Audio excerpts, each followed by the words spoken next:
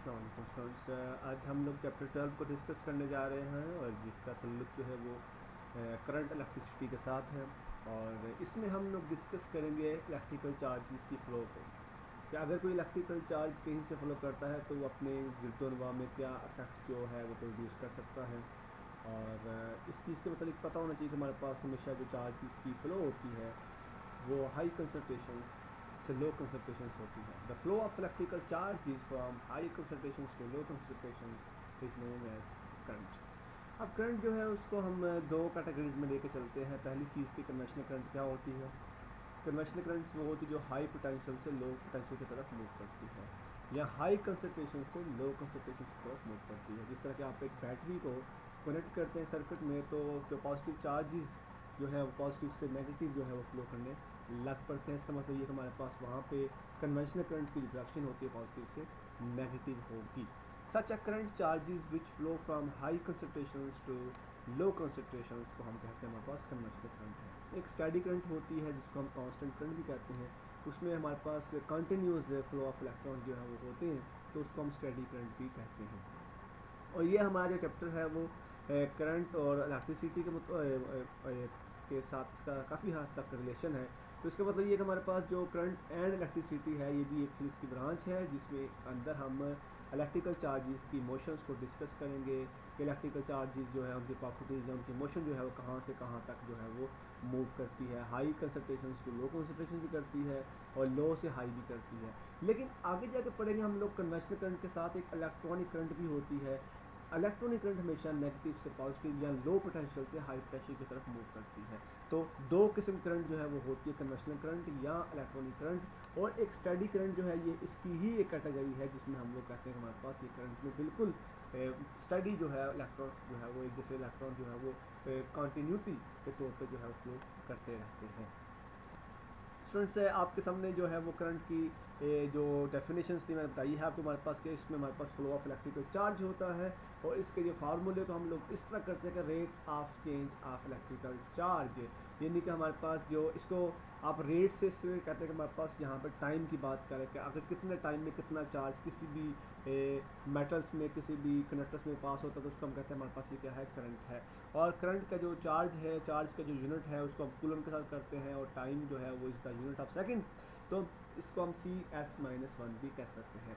और ये इसका SI यूनिट है, और इसका एक और यूनिट जो है जनरल यूनिट जो है इसको हम अम्पेयर के साथ करते हैं। और करंट को हम आगे जाकर डिस्कस करेंगे इसको अम्पेयर क्यों कहा जाता है। अब डायग्राम में आप लोग देख सकते हैं कि हमारे पास एक कंडक्टर्स है और उसको एक शख्स ने जो है वो थामा हुआ है, और उसका जो थंब है वो इंडिकेट कर रहा है कि यहाँ से करंट जो है फ्लो कर रही है अपवर्ड की तरफ। और जब किसी भी कंडक्टर में से करंट पास करती है तो वो अपने अराउंड जो है एक मैग्नेटिक फील्ड क्रिएट करती है, जिसको आप एरो के साथ देख सकते हैं कि यहाँ पे बी से मुराद जो है वो मैग्नेटिक फील्ड जो है वो प्रोड्यूस हो गई है। और वो शख्स जिसने इस कंडक्टर्स को राइट हैंड रूल्स के मुताबिक पकड़ा हुआ है, उसकी जो फिंगर्स है, कर्ल्ड फिंगर है, वो मैग्नेटिक फील्ड की डायरेक्शंस को शो कर रही हैं, और जो उसका थंब है वो करंट को शो कर रहा है। नीचे आपने फिगर देखी है, मैंने पहले आपको कहा था कि हमारे पास कन्वेंशनल करंट क्या होती है, कि पॉजिटिव से नेगेटिव आपके पास करंट जो है वो फ्लो करती है। और इलेक्ट्रॉन्स की फ़्लो हमेशा इस करंट के अपोजिट होती है। ये फिनोमिना स्टूडेंट समझ लें कि हमारे पास जब भी आप बैटरी लगाते हैं किसी कंडक्टर के साथ तो इलेक्ट्रॉन्स की फ़्लो नेगेटिव से पॉजिटिव शुरू हो जाती है, लेकिन जो करंट फ्लो करती है वो पॉजिटिव से नेगेटिव करती है, यानी करंट की और इलेक्ट्रॉन फ्लो की डायरेक्शन एक दूसरे के अपोजिट होती है। जिसने करंट को बूस्टअप करना है, इलेक्ट्रॉन्स को बूस्टअप करना है, उसको हम कहते हैं drift velocity. The average velocity with which free electron get drifted in metallic conductors under the influence of electric field is called drift velocity। के क्या कहते हैं हमारे पास के जो एवरेज वेलोसिटी होती है वो 10⁻⁵ मीटर पर सेकंड होती है इलेक्ट्रॉन्स की एक मैग्नेटिक इलेक्ट्रिक फील्ड के अंदर। तो उसमें हम कहते हैं कि हमारे पास ये जो एवरेज वेलोसिटी है जिसको हम ड्रिफ्ट वेलोसिटी कहते हैं। ड्रिफ्ट से मुराद ये अक्सर का तो आप लोग देखते होंगे हमारे पास जब कार की रेसें होती हैं तो वहाँ पे ड्रिफ्टिंग हो रही होती है। ड्रिफ्ट से मुराद खिंचातानी होती है वहाँ पे। तो यहाँ से भी क्या हमारे पास के इलेक्ट्रॉन जो है एक दूसरे को खींचते हैं एक खास वेलोसिटी के साथ, और उस वेलोसिटी को हम ड्रिफ्ट वेलोसिटी के नाम से जो है वो पहचानते हैं, जिसकी वैल्यू पेपर में आ सकती है, इंपॉर्टेंट वैल्यू है। अब यहाँ पे एक कुछ मैथमेटिकल एक्सप्रेशंस है हमारे पास। Charge NEAD। अब AD तो आपको पता है कि हमारे पास एक वॉल्यूम होता है, एन से मुराद नंबर ऑफ इलेक्ट्रॉन्स और उन ई से मुराद उन पे क्या चार्ज है। अब यहाँ पे हमारे पास एक जनरल फार्मूला है, अगर number of electrons in volume, कहीं भी वॉल्यूम में हमारे पास इलेक्ट्रॉन पड़े हों तो हम उसको इस फार्मूले के तहत जो एक्सप्लेन करते हैं कि हमारे पास Q is equal to NEAD। अब जनरल फार्मूला हमारे पास करंट का जो है वो Q/T है, तो यहाँ से आपने जो Q ऊपर फाइंड किया था वहाँ पर पुट कर देना, तो आपके पास NEAD/T आ जाएगा।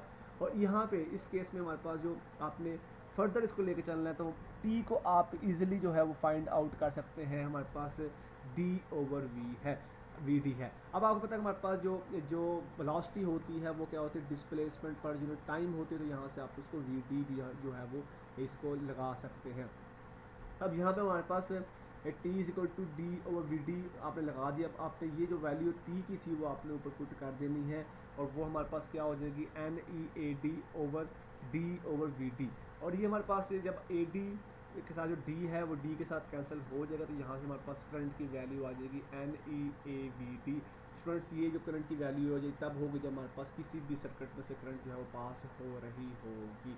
ये आपको T is equal to D/VD से मुराद क्या है हमारे पास, मैंने यहाँ बताया था आपके पास जो ड्रिफ्ट वेलोसिटी होती है बेसिकली वो डिस्प्लेसमेंट पर जो टाइम होती है, तो यहाँ से आपने टाइम को फाइंड आउट करके वही टाइम को आपने ऊपर क्वेश्चन के नीचे जो है वहाँ पे उसकी वैल्यू को पुट कर देना। यहाँ से आपके पास उस करंट की होल वैल्यूज आ जाएगी जो उस सर्किट में पास हो रही है।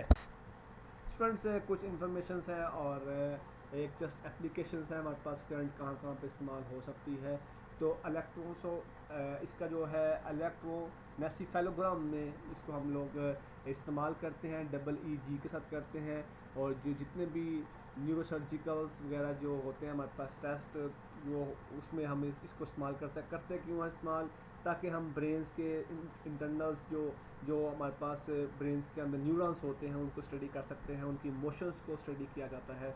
होता ये है कि हमारे पास इसमें इलेक्ट्रोड होते हैं, आप एक फिगर में देख सकते हैं हमारे पास एक शख्स है जिसके हेड के साथ जो है वो उन्होंने करंट को लगाया हुआ है, इलेक्ट्रोड्स को लगाया हुआ है। बेसिकली इलेक्ट्रोड्स करता क्या है, ये सेंसर होते हैं इलेक्ट्रोड्स जो कि आपके हेड के साथ कनेक्ट किए जाते हैं और उनका ताल्लुक जो है वो कंप्यूटर के साथ होता है।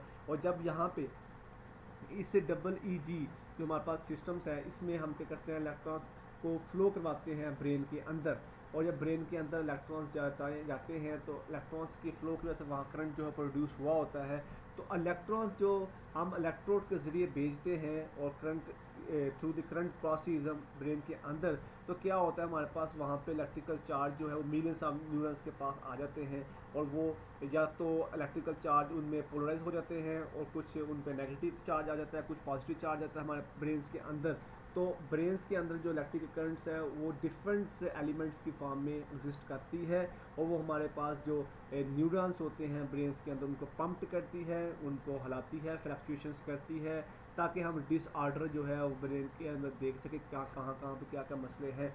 तो करंट के ज़रिए हम डिसऑर्डर जो है देखते हैं अपने through the study of neurons, और फिर वही जो स्टडी करते हैं हम ब्रेन के अंदर न्यूरॉन्स को, वही हमारा जो कंप्यूटर्स है उस चीज़ को देख रहा होता है, रिकॉर्ड कर रहा होता है, वो स्क्रीन की फॉर्म में या पेपर की फॉर्म में हम उसको बाहर जो है वो निकाल के देख सकते हैं कि हमारे पास ये मसले मसाइल थे हमारे ब्रेन्स के अंदर न्यूरॉन्स के मामला ये चल रहे थे।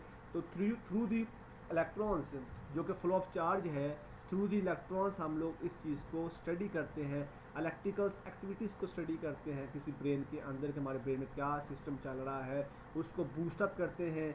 और इसके जो करंट्स हैं इनको फ्लक्चुएट भी किया जाता है वोल्टेज के ज़रिए, ताकि हम फर्दर जो है न्यूरॉन्स को चार्ज कर सके, पंप कर सके through the electrodes and through the electrons के ज़रिए हम करते हैं, इसको फ्लो ऑफ इलेक्ट्रॉन से करते हैं, और वही फ्लो ऑफ इलेक्ट्रॉन जो है वो करंट जो है बनाते हैं, और वही करंट के ज़रिए हम लोग इन न्यूरॉन्स को स्टडी कर रहे होते हैं। तो स्टूडेंट्स ये एक इन्फॉर्मेशन थी कि हमारे पास ये किस तरह से करंट के ज़रिए हम अपने ब्रेन्स को के न्यूरॉन्स को के डिसऑर्डर को स्टडी करते हैं by using the electronic devices. और ये जो है टॉपिक जो है जस्ट एक एप्लीकेशंस के तौर पे है। तो स्टूडेंट्स मेरे ख्याल से आप लोगों को समझ आ गई होगी करंट हमारे पास क्या है, इसका जनरल फार्मूला क्या है, कहाँ पे इसको इस्तेमाल किया जाता है।